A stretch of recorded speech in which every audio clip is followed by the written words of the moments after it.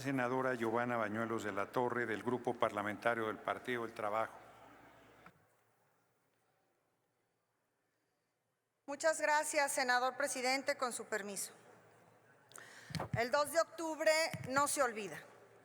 Ha pasado más de medio siglo, 56 años, para enmendar este momento trágico en la historia de nuestro país.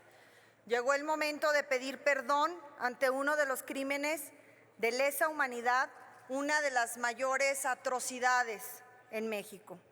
Desde el Grupo Parlamentario del Partido del Trabajo reconocemos la altura de nuestra presidenta Claudia Sheinbaum Pardo, quien el día de ayer, en un acto de justicia, ofreció una disculpa pública en nombre y representación del Estado mexicano, donde se reconoció políticamente que los actos de violencia gubernamental perpetrados el 2 de octubre de 1968 contra integrantes del movimiento estudiantil fueron constitutivos de un crimen de lesa humanidad.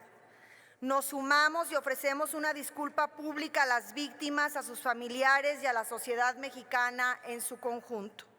El primer paso para lograr la justicia es reconocer la responsabilidad del Estado mexicano. El perdón es una acción que engrandece a los pueblos y que garantiza la no repetición de los actos. El año de 1968 marcó la historia mundial por el surgimiento de diversos movimientos sociales que buscaban alcanzar condiciones más justas. Y en México se caracterizó por las detenciones masivas, arbitrarias e ilegales, así como por la planificación detallada y el alto grado de entrenamiento de las fuerzas represivas en el país. Fueron semanas de acoso y hostigamiento a los estudiantes, donde los elementos de la policía y de las Fuerzas Armadas ocuparon planteles escolares, donde golpeaban, arrestaban y privaban de la libertad a miles de personas. El 2 de octubre de 1968, la esperanza de un cambio se vio truncada por la violencia y la crueldad de un gobierno que asesinó a sus estudiantes.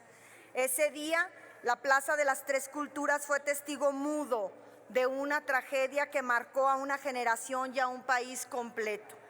El 2 de octubre, el gobierno reprimió un movimiento social donde participaron estudiantes universitarios de preparatorias y vocacionales, a los cuales se unieron profesores, obreros, amas de casa, sindicatos e intelectuales de todo el país.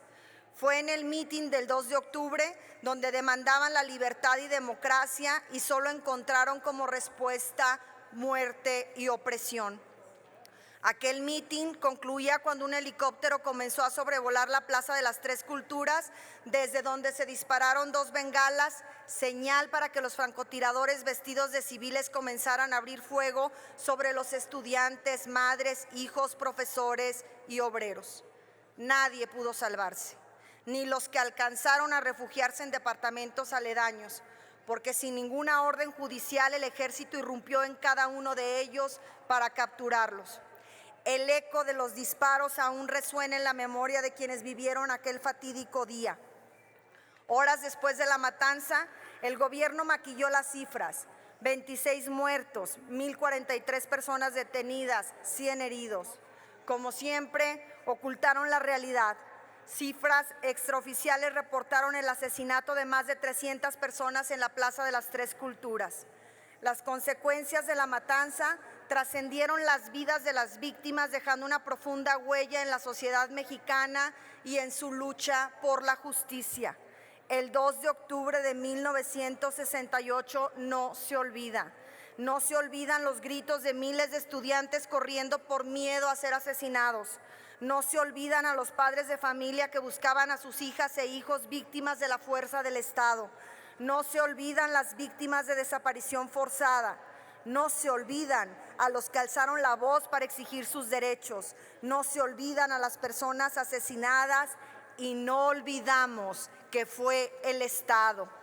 Eberto Castillo Peraza fue enfático cuando expresó: el movimiento estudiantil no es obra de delincuentes ni tiene propósitos de subversión del orden institucional. Cierro la cita. Esta fecha nos marcó. y hoy más que nunca, ni perdón ni olvido. Sin duda, esa cruenta fecha fue el preludio del despertar de una larga lucha por la conquista de nuestra democracia, de la plenitud de nuestra libertad y del respeto a nuestros derechos.